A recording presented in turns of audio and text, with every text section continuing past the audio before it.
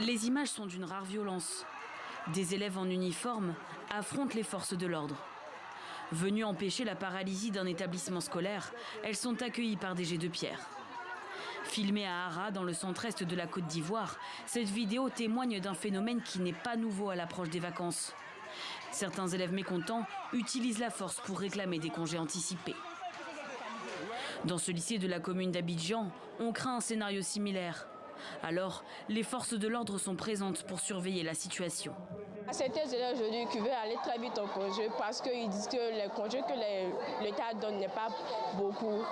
La question des congés anticipés remonte à la fin des années 90, lorsque les élèves du secondaire à Abidjan exigeaient de choisir leur date de départ en vacances. Depuis, plusieurs villes ivoiriennes sont régulièrement confrontées à ce genre de manifestations, non sans conséquences.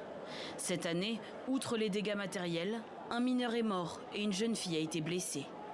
Alors, le proviseur de cet établissement sensibilise, mais cela n'est pas suffisant selon lui.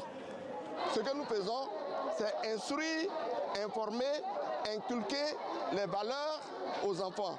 Mais en dehors de l'école, nous ne savons pas quel comportement ils adoptent. Et donc c'est le rôle des parents de pouvoir leur donner les conseils. Ces violences ont même poussé un syndicat et des étudiants à descendre mercredi dans la rue pour que cela cesse. Nous félicitons les élèves qui ont compris le message. Mais en même temps, je l'ai dit, c'est un phénomène qui déshonore l'image de l'élève et de l'étudiant ivoirien. Face à ces mouvements, les autorités peinent à trouver des solutions. La question des congés anticipés est à l'ordre du jour des États généraux de l'école, lancés en juillet dernier. Les résultats sont attendus en avril 2022.